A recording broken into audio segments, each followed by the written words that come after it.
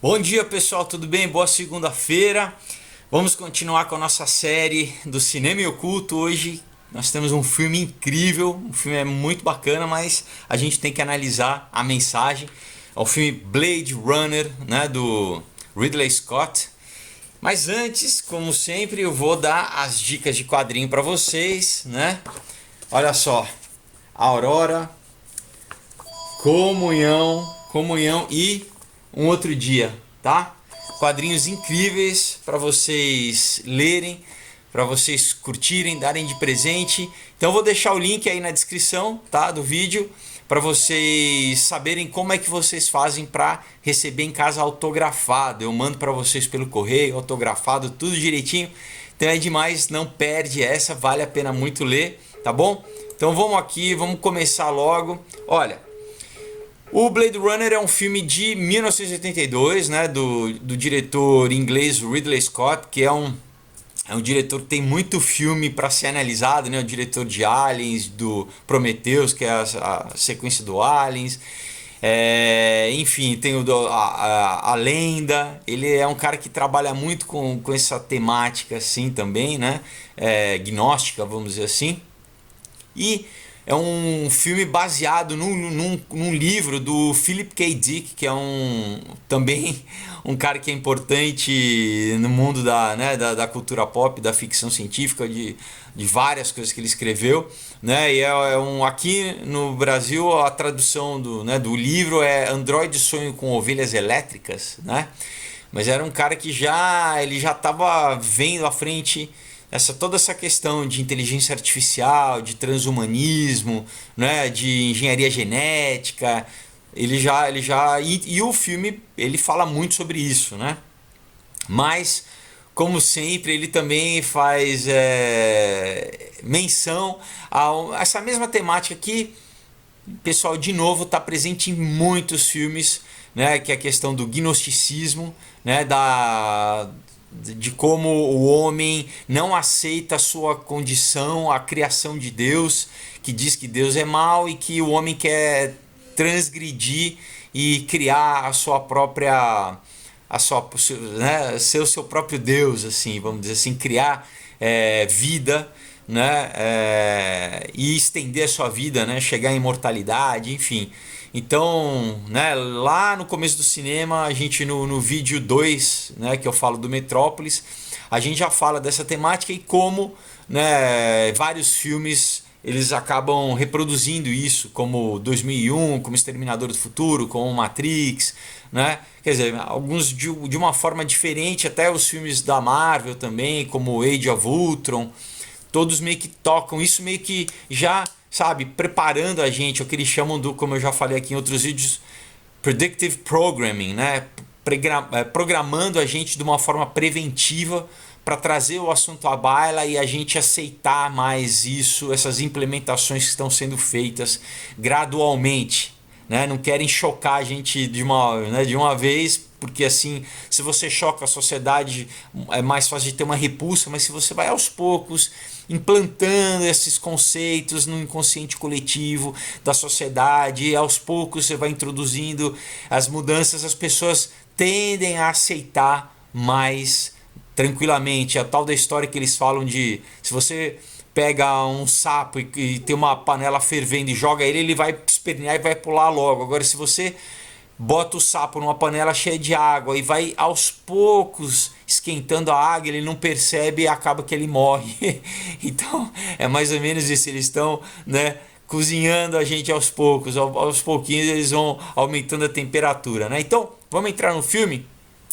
Ele começa mostrando, né, Los Angeles, uma Los Angeles distópica, né? Diferente da utopia que promete aquele mundo que na verdade muitas vezes é um conceito que é trazido da religião, uma Jerusalém celestial, como o Marx, né, fez.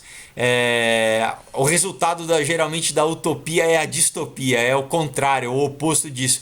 É um mundo globalizado, totalmente, né, na história, no livro, pós uma guerra nuclear, onde basicamente acabou a flora e a fauna, né, tudo agora é sintético. E como a gente vê no filme, basicamente é uma noite sem fim, com alguns momentos de crepúsculo. Você só tem um dia claro mesmo no final do filme, mas eu vou explicar o simbolismo disso.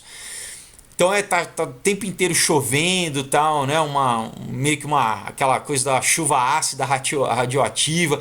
Então é um mundo globalizado onde você tem várias, na verdade, um mundo dominado por uma corporação, né? Por corporações, não tem mais estado, não tem mais país.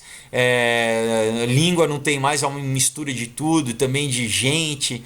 Eles mostram ali, né, não logo no começo, mas um pouco depois você vê aquele aqui, e bem duas classes, né? Duas classes, uma classe de quem domina da elite, que vive nos arranha-céus, como em Metrópolis, e a classe da ralé, da gentalha, da massa, da grande parte da população que vive ali meio que no chão, no esgoto, ali se batendo, né? E tem inclusive um dialeto específico que é uma mistura, que é como se fosse um Esperanto, uma mistura de todas as línguas, que é uma coisa que remete a gente até Babel, né? O conceito bíblico da Torre de Babel, que todo mundo agora fala uma língua só. Mas assim, logo quando a gente, né, logo no começo o filme abre, então você vê essa cena, né, da paisagem, né, distópica assim, e tem na edição é cortado com o quê? Com o olho. Novamente, pessoal, a gente vai ver o olho como uma imagem temática que vai permear o filme inteiro, tá? Em vários momentos a gente vai ver como o olho no filme é usado de forma simbólica. E é muito importante. Então, logo no começo, né, porque o cara mostra assim, uma paisagem, de repente um olho vendo aquela paisagem. Então, de forma simbólica, ele já está mostrando que você, como espectador, você vai passar por uma iniciação, né? Mesmo que inconscientemente, mesmo que se você não conseguir ler os símbolos, inconscientemente você vai ser bombardeado ali por imagens, e não é à toa que a gente vê assim. Depois a gente vai entender que é um carro voador, mas como eu falei tanto no Bebê de Rosemary quanto no Iluminado, você tem essa cena aérea, essa tomada meio que incorpórea, né? Depois a gente vai entender ao longo do filme que tem esses carros voadores, enfim, mas a princípio é uma cena aérea, então você tem uma visão que pode até te remeter a uma questão espiritual, assim, de ser um espírito flutuando ali e vendo. Então você tem essa tomada, né, da cidade, do skyline, vamos dizer assim, né, do perfil da cidade. De repente você tem o olho, e daí você tem o que? Uma pirâmide. Você tem um prédio, um grande prédio no formato de uma pirâmide, um zigurate, né? Uma pirâmide que não tem o cume, né? O cume é cortado. O que essa imagem representa? Logo, se você não tiver ligado, mas exatamente é uma pirâmide. E o olho, pessoal, é igual a imagem que você tem na nota do dólar, que é a pirâmide, né, que muita gente liga com a questão do Illuminati, que a gente liga a toda a questão do Egito antigo, essa iconografia que vem desde muito tempo atrás, que é essa ideia dessa hierarquia, né, porque a pirâmide é sempre um símbolo de hierarquia, de poder, que constitui essa elite, né? Então na nota do dólar são 13 degraus, né? E em cima ela não é completa, a pirâmide, né, o cume dela é inacabado, e aonde fica o olho, que exatamente é essa elite oculta, né, desse olho que tudo vê. Então é interessante a gente lembrar que para essa elite que manda no sistema econômico global e que manda também na tecnologia, né, que paga, que subvenciona todos os departamentos de pesquisa militares e de pesquisa científica no mundo, aquela questão de que tecnologia é indistinguível de magia, como diz a terceira lei do Arthur C. Clarke, né, aquele conhecedor profundo desse esquema, que é um autor que escreveu 2001, que escreveu, né, o Childhood's End, né, o fim da infância. Ele sabe muito do que ele está falando nas obras de ficção dele. Então, para eles, para essa elite, ser Deus exatamente é ser quem controla a engenharia genética e a inteligência artificial, quem promove, quem avança essa agenda gnóstica que desde a Royal Society, né, da primeira sociedade científica, que é através do conhecimento e da manipulação das leis naturais e da ciência, da realidade, você vai conseguir se colocar no lugar de Deus, né? Fazer uma criação melhor do que a criação de Deus. Isso a gente vai ver no tema do filme, porque existe essa grande corporação, né, chamada Tyrell Corporation, que basicamente manda, né, em tudo. A gente vai ver toda a simbologia do Tyrell, mas o lema da companhia, né, no filme é isso, é more human than human, quer dizer, é mais humano do que humano. Né, nós criamos um homem melhor do que Deus criou o homem. Não é?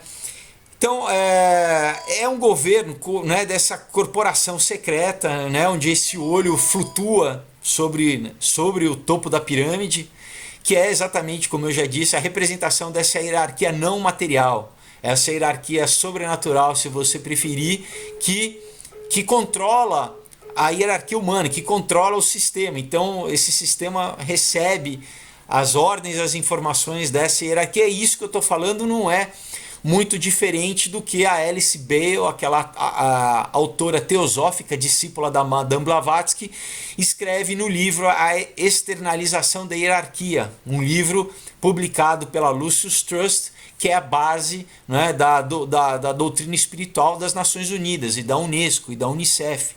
Tá?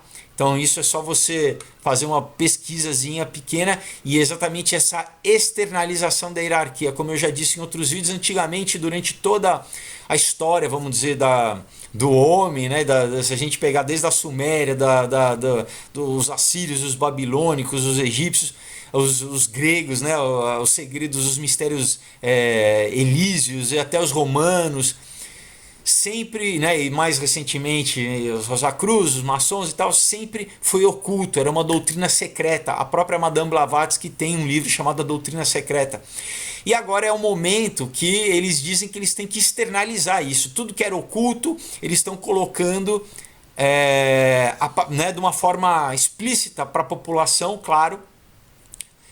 E o cinema, como parte da cultura de massa, né, como parte do cinema, televisão, hoje a internet, jogo de computador, tudo é forma o quê? De você externalizar essas questões dessa forma paulatina, né? Dessa forma lenta, mas que cada vez mais assintosa, cada vez mais, né, o que era chocante antes, o que antes nunca se falava, o que era restrito só à elite, eles estão cada vez mais implementando através da cultura pop, da cultura de massa, né? Então vamos voltar aqui pro filme. Então, assim, a questão do olho, ela é tão simbólica que, por exemplo, logo no começo do filme a gente vai ver um dos replicantes, a gente vai entender, né, que tem esses replicantes são androides, são seres de inteligência artificial, mas que feitos de forma artificial, né, que eles estão se rebelando, eles estão, né, eu vou logo falar um pouquinho mais só do enredo para vocês entenderem. Quem não viu o filme, recomendo, né, mas enfim, tem um pouquinho de spoiler, não tem como a gente fugir. Então esses replicantes, eles se rebelaram e eles estavam nas colônias em outros planetas, eles vêm à Terra. Eles são proibidos, a princípio eles são proibidos de vir à Terra, e eles vêm à Terra atrás do criador deles. Então tem toda uma coisa simbólica que a gente vai entrar mais nisso, mas só para falar do olho, né? Então, como que você sabe se uma pessoa é humana ou se é um androide? Através de um teste que eles chamam Voidkampf, que tem toda uma simbologia. Void, a gente põe em inglês é vazio, e Kampf em alemão é vontade, então é o vazio da vontade, uma coisa assim. Mas é um teste com uma máquina que pega exatamente o olho, a íris, a pupila. E tem um investigador, um Blade Runner, né? Blade Runner na história são policiais que caçam esses androides rebeldes, né? E logo no começo, então, você vê esse cara que é um Blade Runner, ele está interrogando um trabalhador para saber se ele é replicante ou não. E tem várias perguntas e ele vê exatamente no olho. Então a gente já tem essa questão do olho ser o quê? A janela da alma, como diz o ditado, né? Do olho a gente vê a alma de alguém. Então é interessante você ver que, apesar de biologicamente perfeito, o replicante, ele não tem alma. Ele pode ter até essa inteligência artificial, mas será que ele realmente tem sentimento? E essa é uma questão que a gente vai ver no filme, se ele realmente tem uma alma. O que é ser humano, né? Na verdade, é o que você é o que os grandes ateus aí, o Richard Dawkins, né? Essa galera fala que você é simplesmente uma máquina biológica, ou você é algo mais do que simplesmente o conjunto de reações químicas e biológicas que acontecem no teu cérebro. Você tem um espírito, você tem alguma coisa, a quinta essência, o quinto elemento, a coisa inefável, né? Você é além da matéria. Na verdade, a tua identidade real é a tua consciência, o teu espírito, ou é a matéria que decai? Inclusive porque a cada 7 anos todas as células do teu corpo são trocadas, sabia disso? Você não é o mesmo, né? Fisicamente, isso é transitório. Agora, a tua essência, o teu espírito, querendo ou não, ele se permanece, né? Ele permanece. Então, isso tudo o filme aborda, né? E é uma questão que o movimento transhumanista continua levantando, né? Que você vai poder se clonar e fazer um download de você mesmo, como se você pudesse pegar exatamente o teu espírito e fazer um download em qualquer coisa, como o filme Ghost in the Shell fala, né? Que é o fantasma, é o espírito dentro da máquina, como se o teu corpo fosse simplesmente uma máquina e dentro tivesse um fantasma ou não, né? Um espírito. E a gente vê isso, inclusive, né? Não sei quem ficou ligado, já tem um robô chamado Sofia. Sofia remete também à questão da gnose, que Sofia é conhecimento, né? É uma deusa dentro da gnose, é como se fosse um princípio divino, né? A gnose não tem o mesmo Deus da tradição judaico-cristã, ao contrário, a gnose diz que Jeová é um Deus menor, ele é um demiurgo que aprisiona o homem. Enfim, mas só para falar que já tem não sei se vocês já viram, já vários vídeos, inclusive a Arábia Saudita deu cidadania para um robô, é o primeiro robô com cidadania. Isso é muito estranho, né? Como que um robô é reconhecido como um cidadão por um país? Isso tudo preparando a gente para o que vai vir, tá, pessoal? Mas enfim, então voltando, a gente entende como o olho, né? E ao longo do filme, essa questão do olho vai ser, como eu já falei, em vários momentos, momentos diferentes, de formas diferentes, ele é esse símbolo que a magia trabalha demais com o olho, né? O olho de Horus, o olho de Ra, né? O olho grego, enfim, o olho está muito presente, né? O olho que tudo vê. Mas essa sociedade, né, voltando ao filme, como, né, eu falei em Metrópolis é um bom paralelo para a gente falar, porque também aborda as mesmas coisas, exatamente dividido, né? A gente logo depois dessa questão a gente vê que o cara ele vai fazendo as perguntas para ver as reações emocionais, né, dessa pessoa, até que chega um momento que ele pergunta da mãe dele, né, do Leon, que é o nome desse replicante, e ele se revolta e mata o cara. Logo no começo do filme a gente fala, o que está acontecendo, né? Não mata, na verdade, né? Num dos cortes, o filme teve 7 cortes, tá, pessoal? 7 edições. A primeira que foi lançada é a versão do estúdio, que tem uma narração, e depois foi lançada a versão do diretor, do Ridley Scott, mas enfim. Numa das versões, esse cara, é o Halston, se eu não me engano, esse Blade Runner, esse detetive, ele não morre, ele fica vivo, e o Deckard, que é o papel do Harrison Ford, que é o protagonista, ele vai visitar o cara no hospital para meio que ter algumas informações. Enfim, só estou dando, né, um pouquinho da história para vocês. Mas então, logo depois dessa primeira cena, né, inicial, que a gente vê que tem, né, um cara que está sendo interrogado, que é um meio que se fala, a princípio é um bandido, né? A gente já vê essa situação da sociedade. Ele já mostra pra gente essa sociedade distópica, onde parece que tudo. Você tem na cidade grandes arranha-céus com muita propaganda, né? Muito consumo, uma sociedade super de consumo, uma mistura de Times Square com Tóquio, né? Uma coisa ali que é o tempo inteiro, né? Com letreiros, com neons e tal. E o povo ali está, né, debaixo se amontoando, né, nessa Babel aí do século XXI. Interessante que logo no começo o filme mostra que é 2019, tá? Exatamente o nosso ano.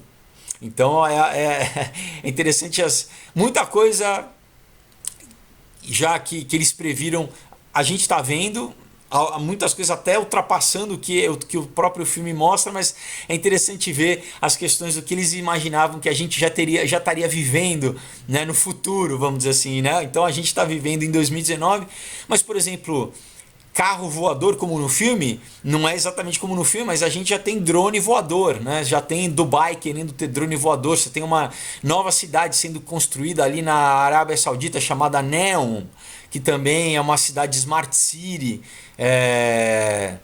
e enfim, a gente já vê algumas coisas, né? Essa questão de inteligência artificial, está sendo cada vez mais propagado, né? Clonagem, engenharia genética, tudo isso a gente já está vendo no nosso tempo agora. Então, como eu falei, nessa versão, a versão original, vamos dizer assim, você tem a narração do Deckard, né? Do Richard Deckard, que é o personagem do Harrison Ford, que ele meio que já diz assim, né, que, enfim, no início do século XXI, a corporação Tyrell, né, avançou a evolução do robô para a fase Nexus. Tá? É o robô mais avançado, que é um ser virtualmente idêntico ao ser humano, né, que esses seres, eles no filme eles dão o nome de replicante.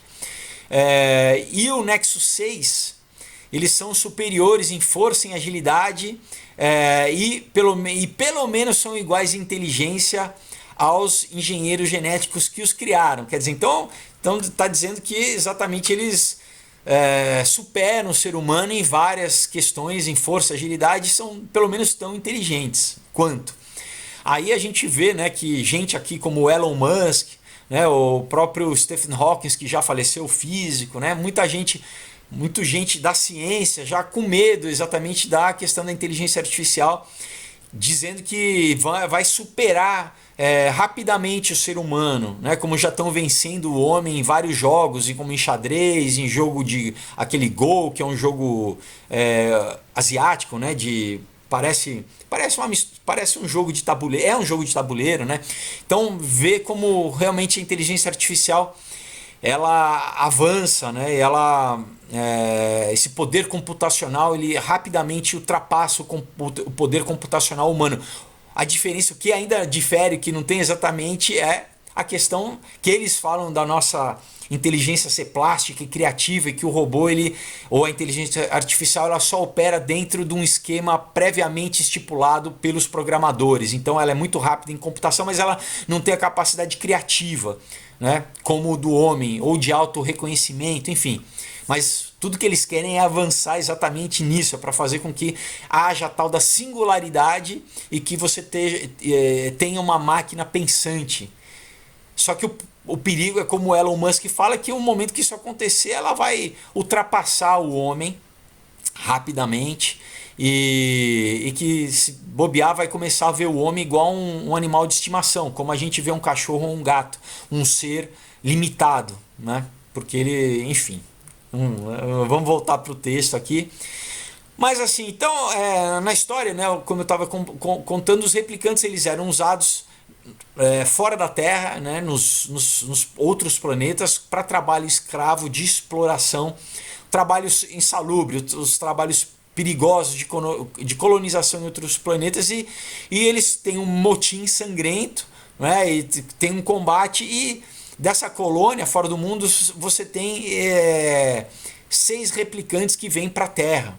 Né? E é isso, eles são proibidos de vir. Então você tem esses esquadrões especiais da polícia, que são as unidades Blade Runner, né? Que eles têm ordem exatamente para matar, extinguir esses replicantes no momento em que eles são detectados, né? Isso é chamado, não é chamado de execução, é chamado de aposentadoria. Então desses 6, 2 morrem e você tem 4 replicantes que vêm para a Terra. Tá? 2 são de combate, você tem o líder, que é o papel que o Rutherford faz, excelente, inclusive, é demais. Então, enfim, o filme é muito bom, como o filme é sensacional. Né? Então você tem o Roy Batty, que é o líder, ele tá com cabelo loiro platinado, né? Que muita gente imitou esse cabelo depois, né? O Billy Idol, o Supla, né? Tem esse look aí do Roy Batty. E você tem o Leon Kowalski, que é também é um de combate, que é o cara que aparece, né? O primeiro replicante que aparece. E você tem uma assassina de prazer, né? Essas 2 funções, que é a Zorra, que é a Salomé, que tem todo pessoal, eles trabalham muito tanto com termos bíblicos como simbologia. Ela a gente vai falar um pouquinho mais do como ela dança, ela faz uma dança igual a Salomé, a personagem bíblica, com a serpente e tal. E você tem também a de prazer, que é a Pris Stratton, que, enfim, que ela tá linda, a Daryl Hannah tá, né, é linda, mas enfim, nesse filme ela tá espetacular, assim. Então ela era mais ou menos que uma robô só de prazer sexual, de prostituição, né, como a gente está vendo no Japão já, bonecas né, sexuais, e já tá gente falando dos direitos das bonecas sexuais, e já tem toda uma loucura acontecendo ali no Japão sobre essa questão, né? Tem gente falando, inclusive, que daqui a pouco vai dar para ter filho com o seu robô, entendeu? Um robô capaz de gerar. É complicado a gente entrar tudo nisso. Então a gente já tem né, a gente já entende mais ou menos a história do filme, que é, né, esses robôs e essa companhia que cria esses robôs, né? Que é essa companhia que manda, né? Basicamente é quem tem o poder, né? E é a Tyrell. Então agora a gente precisa entender o que é essa companhia Tyrell. A gente, em inglês, né? Se a gente for dividir, Tyre é tiro, tá? A palavra Tiro. E Tiro é uma cidade antiga, né, que existiu na Ásia Menor.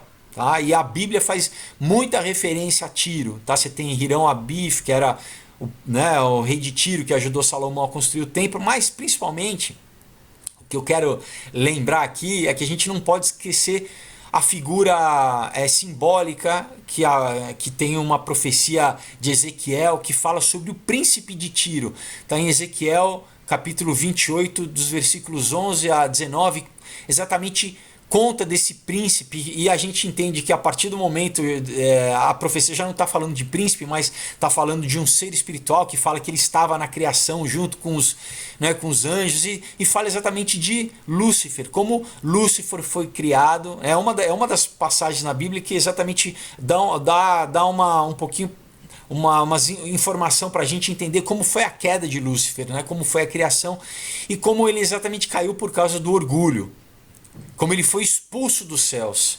Então, né, diz no versículo 16 e 17, né, eu estou citando entre aspas assim: por meio do seu amplo comércio, né, essa palavra comércio, ela tem vários sentidos na Bíblia, além da troca, você tem inclusive um sentido sexual de comércio, tá?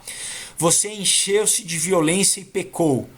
Por isso eu o lancei em desgraça para longe do monte de Deus, e eu o expulsei, ó querubim guardião, do meio das pedras fulgurantes. Né? Pedras fulgurantes são um termo para anjos, né? Para querubins. Porque no original, no hebraico, o querubim e serafim, eles têm eles têm um significado também como chama, como fogo, né? Por isso que depois a gente lê Paulo falando que, né, o diabo ele pode se transformar num anjo de luz, enfim, né, que emana luz e calor. Então você tem essa coisa do resplandecente no hebraico, tá? Do reluzente. Então tem essa já no Tyrell e El, né? Então você tem tiro, né? Você tem tiro. Não, continuando aqui, desculpa, né? No versículo. Seu coração tornou-se orgulhoso por causa da sua beleza, e você corrompeu a sua sabedoria por causa do seu esplendor.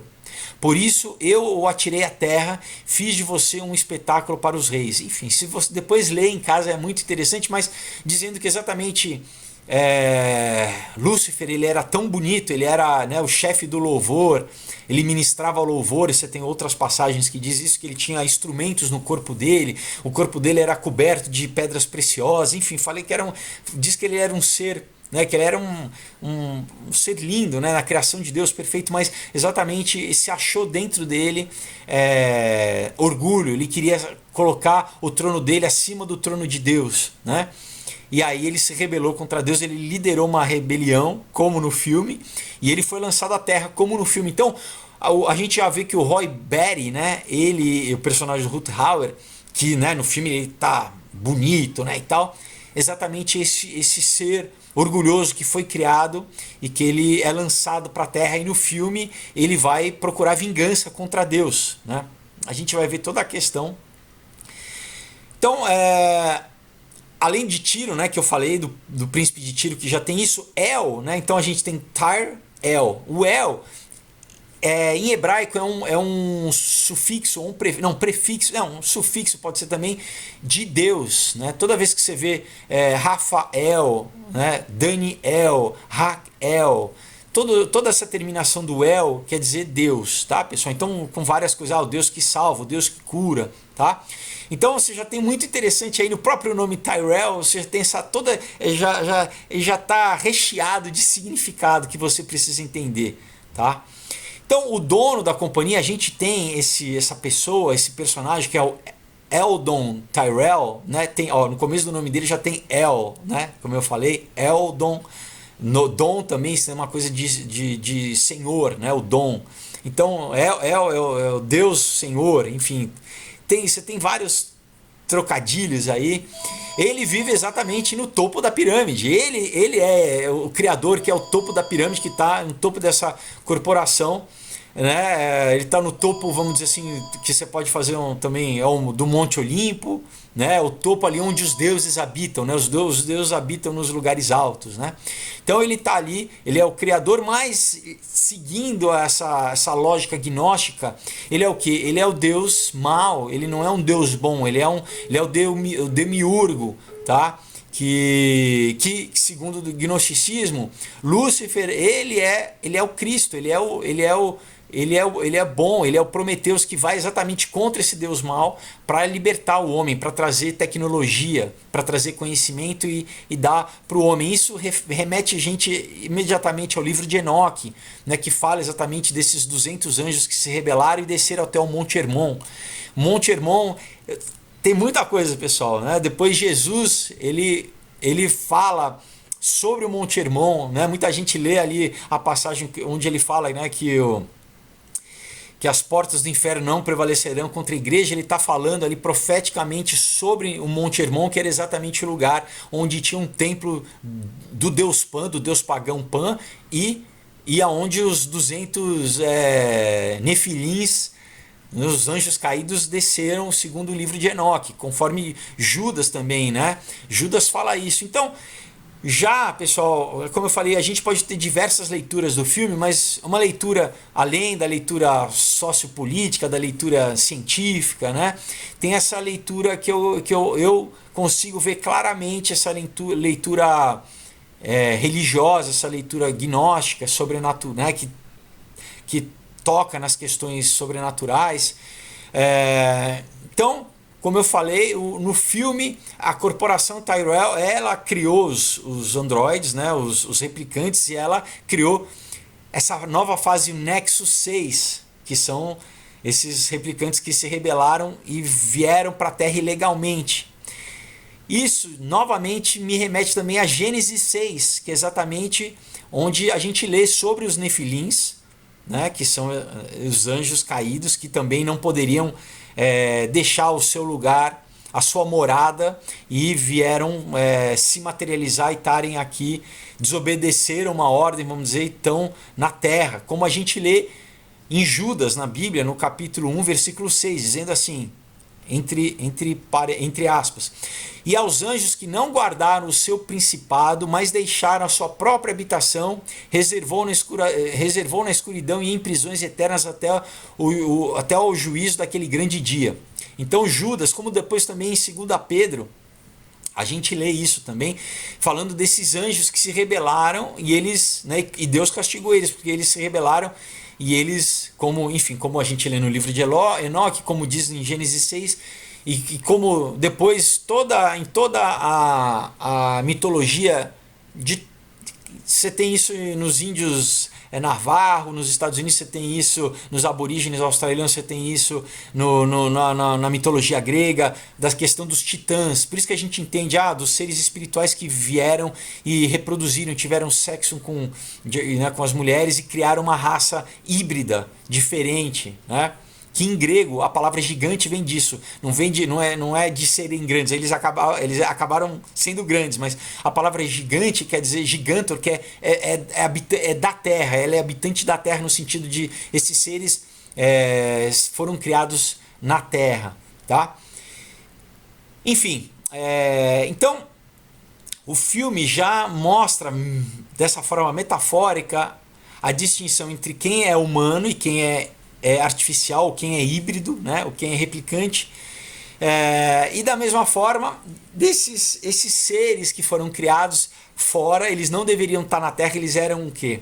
Proibidos de estar na Terra, eles se rebelam e vêm para a Terra, por quê? Porque eles querem mais tempo, eles querem ser imortais. O líder, né, o Roy Batty, né, ele representa exatamente esse rebelde original, que é Satanás, né, o primeiro rebelde. Lembra, a Bíblia compara a rebelião ao que? A feitiçaria, tá? É um pecado igual à feitiçaria. Porque, olha só que interessante, em Apocalipse 12, né, capítulo 12, versículo 12, diz exatamente o que? Que o diabo ele está cheio de fúria, pois sabe que lhe resta pouco tempo. Então, como, né, uma coisa que a gente vai ver, outro símbolo que permeia o filme, essa questão do tempo. Tá? A gente vai ver no filme tem vários momentos que a mão dele aparece um take, né? Uma tomada da mão dele se fechando, tá? Do Roy Batty. Então, em vários momentos, essa questão do tempo, da vida que está acabando, e ele, né, ele fala vários momentos, né? Que a gente vai entender. Ele fala muito sobre o tempo, tá? Então, basicamente, como Satanás, ele sabe que o tempo dele é finito e ele quer, ele vai fazer guerra contra o Criador, né, dele. Então, um detalhe, né, na história, no filme, eles só podem ter 4 anos de vida, tá? Os replicantes, exatamente, que na história é como se fosse um restritor deles não se tornarem através do tempo, né, não acabarem, porque eles já são tão poderosos, eles não se rebelarem, o que na verdade acontece, né?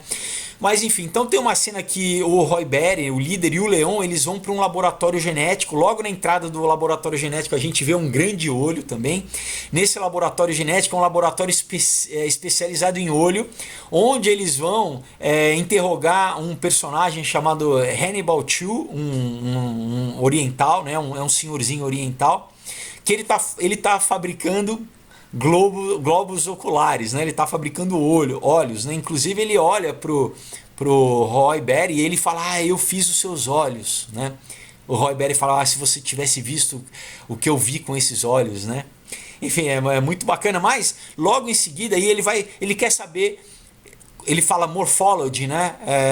Ele pergunta, fala tempo, ele quer saber longevity, ele fala longevidade, morfologia, ele quer saber quanto tempo, e o Hannibal Chu, ele fala: eu não sei isso, você tem que perguntar pro Tyrell, que é o Tyrell que eu acabei de falar, que é como se fosse, né, o criador máximo, é o gênio, é o dono da companhia. né, ele fala big genius, he created your mind. Ele fala é um grande gênio, ele criou a sua mente, né? Olha, interessante, a sua mente, isso que é importante. Ele não sou só eu criei as partes físicas e, né, as partes, o teu olho, as partes biológicas, mas ele que criou a sua mente. Basicamente, ele é o Deus que deu o seu espírito, né? Aí tem uma coisa que se você não tem essa chave, se você não tem essa referência, você não vai entender. Mas o Roy, ele cita um poema de um poeta chamado William Blake, né? Ele cita um trecho de um poema chamado America a Prophecy.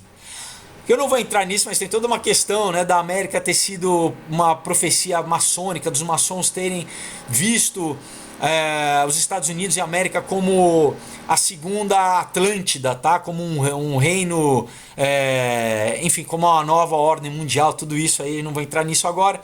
Mas enfim, o poema que ele cita, né, entre aspas, eu vou, né, traduzir aqui, diz assim: em chamas os anjos caíram, trovões profundos rolaram em torno de suas margens queimadas com o fogo de Orc. Tá? No poema, a Orc representa as colônias americanas que se rebelaram contra a coroa inglesa, né? É a Revolução Americana. Tá? Mas olha só como ele fala, né? Tanto o William Blake, que era um profundo conhecedor de ocultismo, né? Era um Rosa Cruz, se eu não me engano, mas ele fala: os anjos caíram. Então no filme ele está falando os anjos caíram, fazendo referência exatamente a eles, né? Os anjos, esses replicantes que não podiam vir à Terra, eles se rebelaram e vieram à Terra, e que, né, eles vão trazer fogo, eles vão queimar, né? Eles vão tocar o terror, né? Então, basicamente, como é a mesma rebelião de Lúcifer contra Deus, o Roy Batty vai se rebelar contra o Tyrell, o criador. Por quê? Porque ele colocou que ele tem um tempo de vida, ele colocou uma falha, ele não é perfeito como Deus, né? Ele sofre a ação do tempo. Então, ele sabe que o tempo dele está chegando ao fim. Bom, a gente também conhece, né, o Richard Decker, né, que é o protagonista, é o nosso herói, vamos dizer assim, que é o Harrison Ford, que ele tá tranquilo, ele tá meio que aposentado e ele é chamado de volta para trabalhar, para perseguir esses replicantes por um personagem misterioso chamado Gaff, que é interpretado pelo Edward James Olmos, né? Quem gosta do Battlestar Galactica já sabe quem é que eu tô falando. Enfim, então ele vai atrás do Deckard, chamar ele para voltar a ser um caçador de androides, né? Esse era o título em português, Blade Runner, o caçador de androides. Enfim, então para ele voltar a caçar. E uma coisa interessante, né, do Gaff é que além dele falar ele fala esse idioma globalizado, esse Babel, esse idioma que é uma mistura de tudo, que parece um Esperanto, né? Ele vai deixando vários origamis, né? Origami é aquela dobradura, né? Aquela técnica japonesa de fazer uma dobradura. Ele vai deixando vários símbolos ao longo do caminho, ao longo do filme, na verdade, que a gente tem todo um significado. Então o primeiro que ele deixa, né, é um galo. Interessante, né, que na maçonaria o galo ele tem uma simbologia grande, ele representa Hermes, que é a mesma figura de Mercúrio, e de Thoth, né, dependendo da tradição, né, Thoth no Egito, Mercúrio, né, entre os romanos, e Hermes é o mesmo arquétipo, né, na Grécia, que é o quê? Que é o... É aquele que guia você para o submundo e é o iniciador dos mistérios, tá? É o que vai iniciar na maçonaria aos mistérios. Então, de acordo com a grande loja britânica, né, entre parênteses, diz assim: Mercúrio aparece como o galo desenhado na parede da Câmara da Reflexão. Este animal está ligado à divindade Hermes, isto é, Mercúrio. Enquanto o galo canta ao amanhecer, anunciando a luz do dia, anuncia ao nosso futuro iniciado a luz luciferiana que ele pode receber, né? Então, porque o galo é o animal que canta, anunciando a luz. Então a gente tem que entrar em toda essa simbologia de Lúcifer ser a luz, sempre é esse culto solar, né? Mas enfim, que ilumina. Por isso que é a questão do Illuminati, né? Isso também não vou me aprofundar isso agora, porque senão a gente não consegue terminar de falar do filme, né? Vou acelerar um pouquinho. Então o Gaff ele leva o Decker, né? ele meio como sendo essa figura também meio que hermética, né, que conduz, ele leva o Decker numa carruagem, né, num carro alado até o topo ali, como se fosse o topo da pirâmide, né, ao topo do Monte Olympus, para conhecer o Deus Tyrell que habita ali dentro, né? Logo quando a gente vê o escritório dele, o lugar onde ele habita, ele é cheio de simbolismo. É interessante que é um dos primeiros lugares que a gente tem um raio de sol, tá? Antes está tudo escuro, tudo nublado. Quando o Garf leva ele, você vê um raio de sol ali, né? Que remete um pouco a Horus, enfim. Dentro ali no escritório você tem vários símbolos. O primeiro é a coruja. A coruja é um grande símbolo. Na verdade ele é o principal símbolo Illuminati, tá?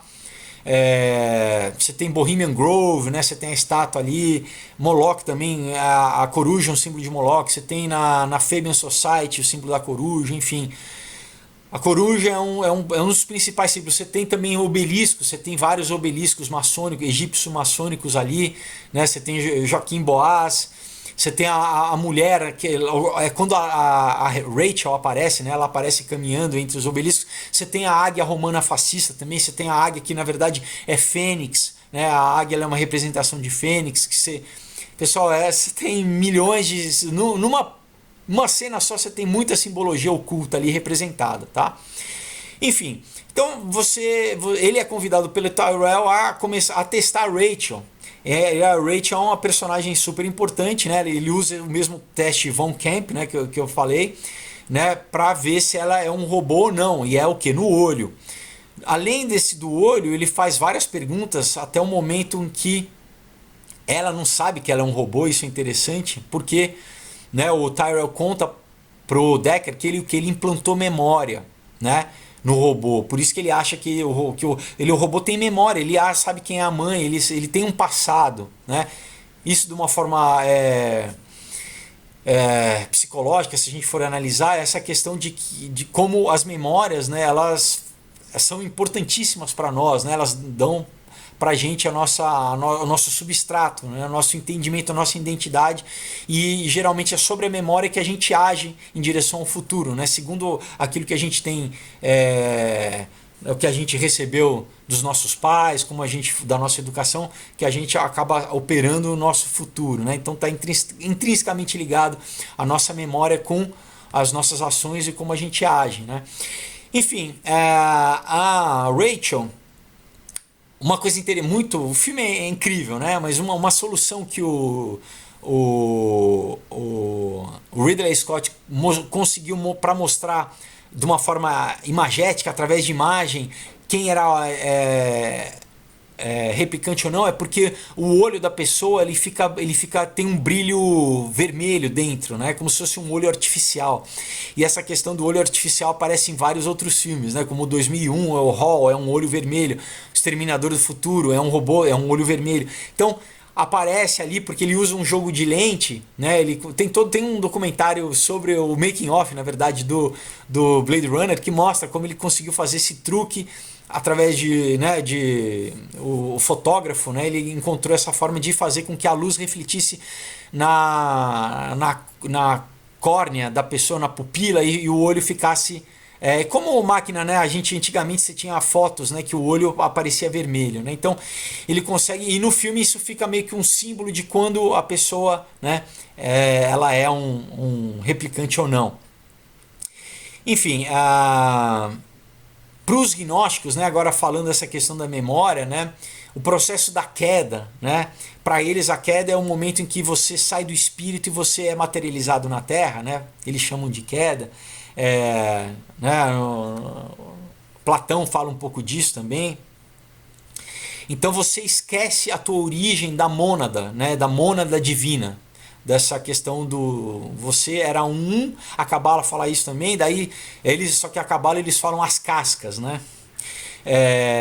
Então você esqueceu dessa tua origem na mônada divina, né? E essa multiplicidade, né, essa fragmentação, que faz com que exista a individualidade, só que é um indivíduo egoísta, e aí o processo de retorno é exatamente o processo, né, na roda da vida, da fortuna, ou do hinduísmo chama, né, da samsara, né, do budismo, e que você agora tem que fazer o caminho de volta para mônada, para unidade, tá? Esse é o paradigma gnóstico, né?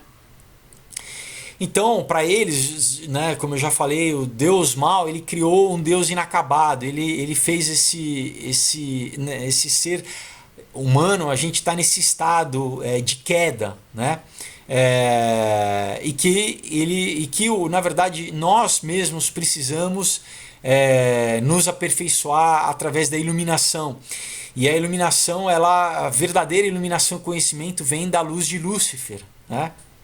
Que aí você sim vai atingir o status de Deus, né? De imortal, de imortalidade, de divindade, que é a mesma coisa que foi dita lá pela serpente em Gênesis, né? Quando a gente lê em Gênesis 3, a sedução da serpente exatamente fala que quando o homem comesse da árvore do conhecimento do bem e do mal, quer dizer, na verdade, quando o homem tivesse conhecimento, os olhos dele seriam abertos, novamente a questão do olho, porque o olho é importante, e o homem seria imortal, o homem ia ser igual a Deus. Então essa foi a promessa que fez com que o homem, né, que já tinha sido criado perfeito por Deus, mas, enfim,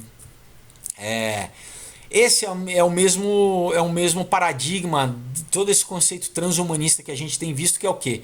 Que é o homem criar um reino sintético, uma utopia, né, que vai recriar, o que Deus fez é ruim, a natureza é ruim, ela é falha, e a gente vai melhorar. Nós vamos fazer não só o homem, mas a própria natureza, a gente vai recriar a nossa imagem e semelhança, né? Como Deus falou, né? Não faremos o homem a nossa imagem e semelhança. Nossa, por quê? Porque é um Deus triuno, né? Ele estava falando com as 3 pessoas da Trindade, né? Enfim, então, voltando ao filme, tem essa primeira coisa entre ela descobre, ela tem uma cisão ali narcísica, né? A Rachel, ela fala, caramba, então eu não sou humana, e ela vai procurar depois o Deckard no apartamento, né? E aí tem toda uma parte romântica do filme também que vai revelar muita coisa sobre o próprio Deckard, que ele também é um replicante, tá? Ela questiona ele se ele teve já se ele foi testado no próprio teste no Von Camp, né? Tem uma questão interessante do sonho, né? Ele tem um sonho com o unicórnio. O unicórnio a gente vai entender que também, tanto no ocultismo, ele tem um símbolo alquímico, né? Um unicórnio que é um símbolo hermético e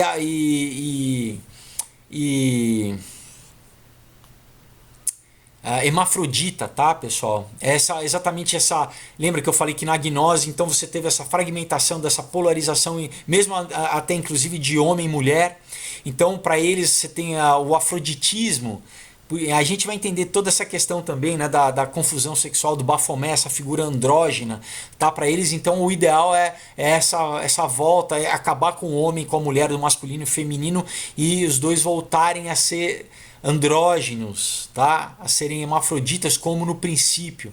Então a gente entende toda essa pressão dessa questão de ideologia de gênero, né? do transgênero, né?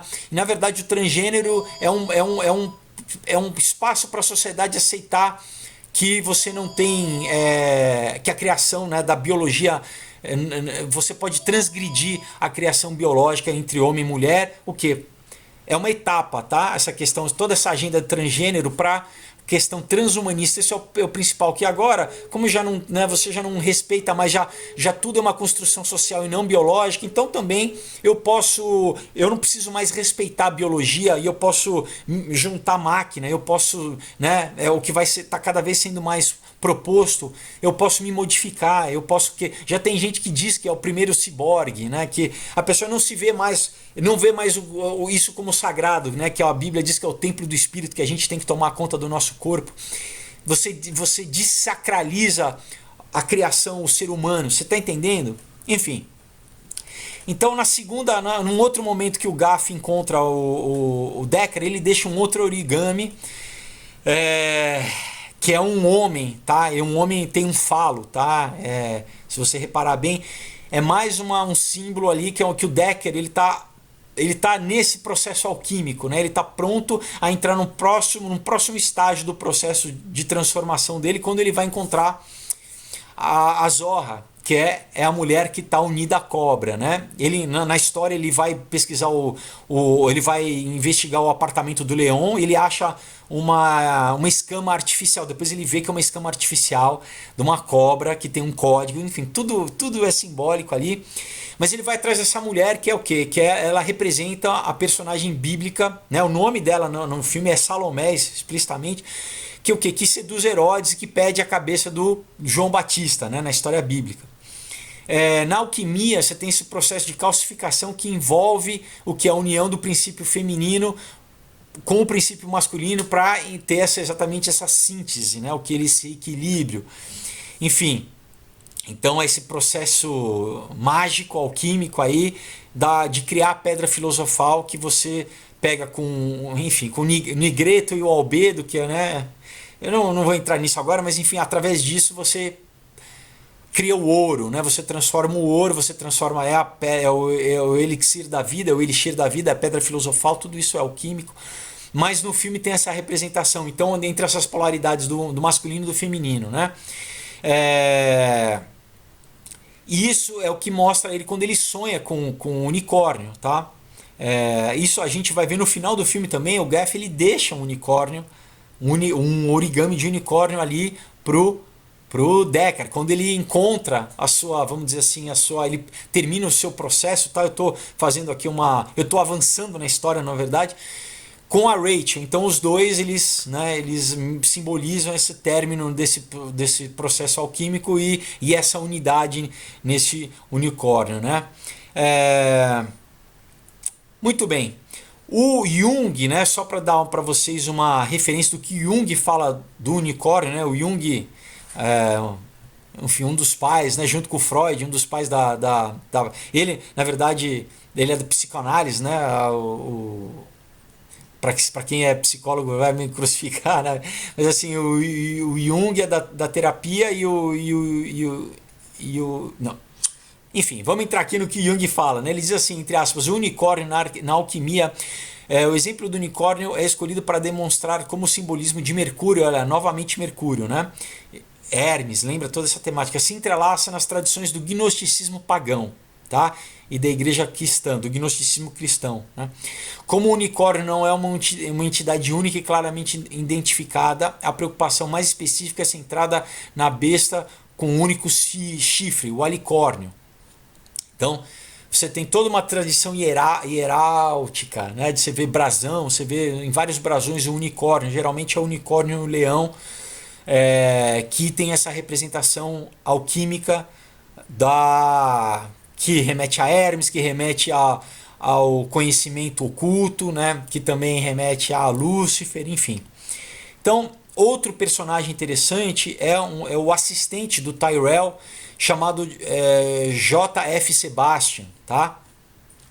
Ele também como, né, a gente teve o chinês que criava óleos, o Sebastian é um cara que ajuda a criar, né? Na tradição gnóstica, né, você tinha, além do demiurgo, que é esse deus mau, você tinha outros arcons, né? Você tinha outros seres menores que auxiliavam o demiurgo na criação. Então o Sebastian ele meio que representa esse papel. No filme, ele é um cara jovem que está envelhecido. Ele sofre de uma síndrome chamada Síndrome de Metusalém, né, que é um distúrbio genético que exatamente acelera o processo de envelhecimento. Então no filme ele tem 25 anos, mas ele parece um velho.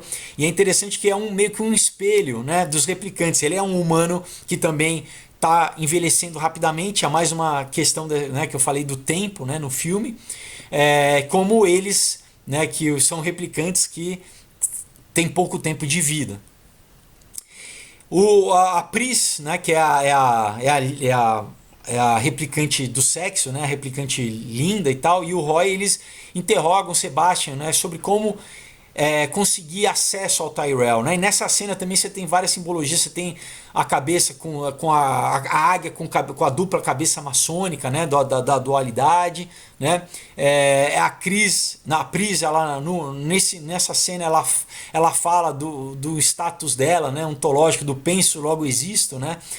né, o famoso cogito ergo sum do Descartes, né, falando essa questão de se eu sou um robô, mas se eu penso, então eu existo, né, eu não sou simplesmente uma máquina, né. Então o filme, né, novamente ele fala muito sobre essa coisa de o que é ser humano, o que é ser um fantoche, o que é ser um escravo, o que é ser programado, né? Porque faz essa correlação de você, como nós somos programados, né? Será que nós humanos muitas vezes somos utilizados como se fôssemos fantoches, né? Programados pela cultura, programados. Essa é uma questão que a gente ou programados por esse sistema, né? Esse sistema que domina a cultura, que domina a mídia, que domina, né, esse sistema, será que ele nos programa? Isso é interessante, né? Enfim, então o Roy ele força o Sebastian a levar ele até encontrar o Tyrell, né? Ele sobe, tem toda uma questão ali do jogo de xadrez também não vou entrar nisso porque a gente tem pouco tempo. E ele finalmente chega lá e eles se encontram, né, face a face. Tem uma cena que ali é profundamente, inclusive o Tyrell fala, né, ele fala meu filho pródigo, ele recebe como filho pródigo. É profundamente simbólico, tá, pessoal? Assistam e vocês vão ver. E o Roy ele acaba matando o Tyrell, que ele enfia os dedos nos olhos dele. Olha novamente os olhos, né? Ele destrói o olho que tudo vê, né? Ele destrói os olhos, né? Então, a gente... Deixa eu ver quanto tempo a gente está aqui. Eu já vou resumir aqui. Então, a gente tem a iniciação gnóstica principal do filme, a mensagem é exatamente a do Roy Batty, que ele é o vilão. Só que o que, pessoal? Que no filme a gente vai ver, logo depois disso, ele que é um assassino a princípio, né? Ele de repente ele vai virar um cara bom, ele vai virar o salvador.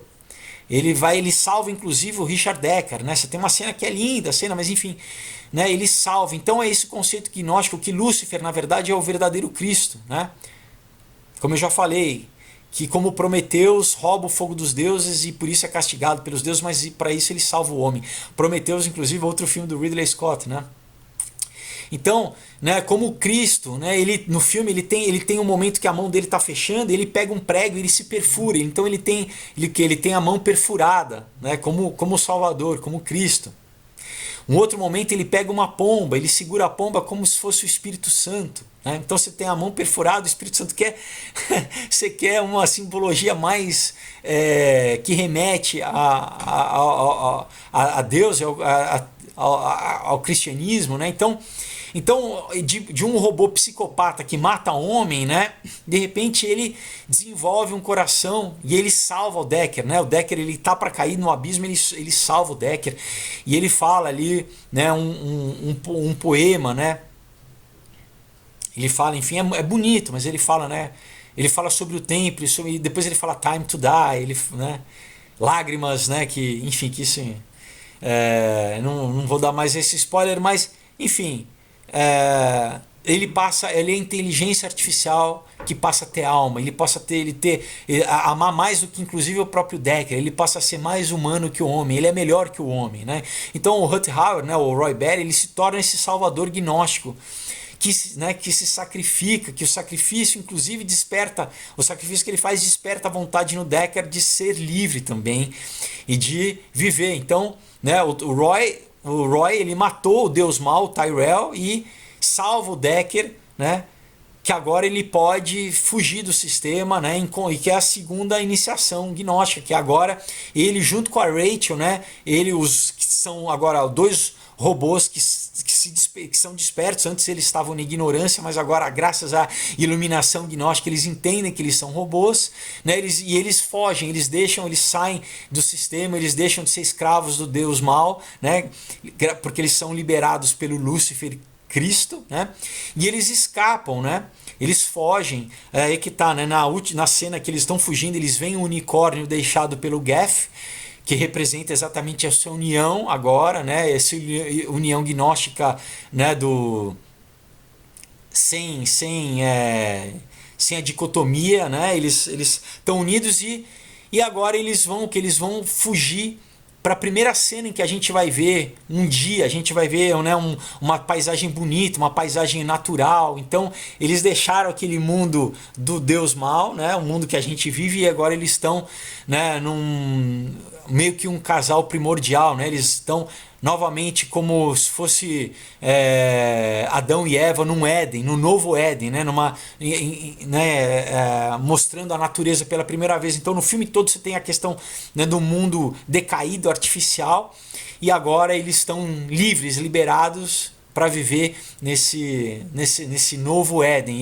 Eles conseguiram, eles ascenderam esse novo Éden. Então, pessoal, estamos encerrando aqui. É um filme imperdível, tá? Mas assista novamente com esse olhar, né? Com essa chave, muito que eu dei aqui para vocês, vendo cada símbolo, pessoal. Nada é por acaso, tá? Tem um documentário muito interessante, né, do Making Of, para você ver o background do Ridley Scott. Inclusive ele era um diretor de arte, de publicidade. Então era um cara que trabalhava com pintura, que trabalhava com signo, com símbolo, cada coisa, pessoal, cada ícone, tá? Você inclusive vai ver em neon. No momento da cidade você vai ver pentagrama, você vai ver o dragão, você vai ver várias simbologias que são colocadas no filme. O filme é coalhado, ele é repleto de simbologia, tá, pessoal? Que na verdade a gente dá para fazer vários vídeos e ficar falando, mas o que eu queria, né, para você tirar além. Então, eu gosto do filme, o filme é incrível, né, de um ponto de vista de cinéfilo, e como filme, como artisticamente é um filme que influenciou muita gente, tá? Continua influenciando. Né? Você teve a continuação depois do 2049, que foi lançado, acho que ano passado, se eu não me engano, ou em 2017, eu não lembro agora, acho que foi ano passado. Mas que, enfim, também tem muita coisa pra gente ver, né, disso, de coalhado de ocultismo também, coalhado de referência, mas não é tão bom quanto o original. Mas enfim, é pra você ver como que eu queria ressaltar, como vários filmes, pessoal, tem, e eu vou falar sobre isso, tem essa mesma... a narrativa, você tem uma narrativa que permeia o filme por dentro, que é essa narrativa gnóstica, tá?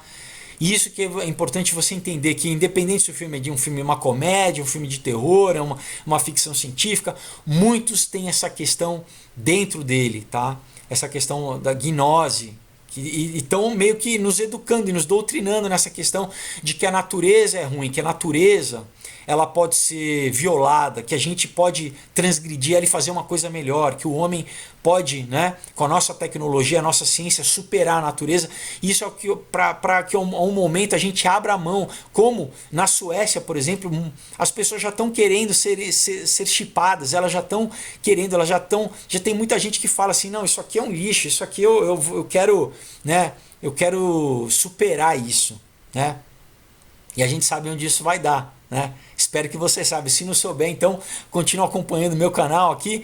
Então, se você gostou, pessoal, dá um like aí, compartilhe esse vídeo, né? Se inscreva no canal, e eu vou deixar também novamente o link, né, para você. Eu falo muita coisa disso na Aurora também, pessoal, tá? Muita coisa disso, mas enfim, muita coisa interessante nos 3 quadrinhos. Um outro dia, Aurora Comunhão. Tá? Então deixo aí o link da página no Face para você mandar uma mensagem para mim, saber como você recebe na tua casa autografado.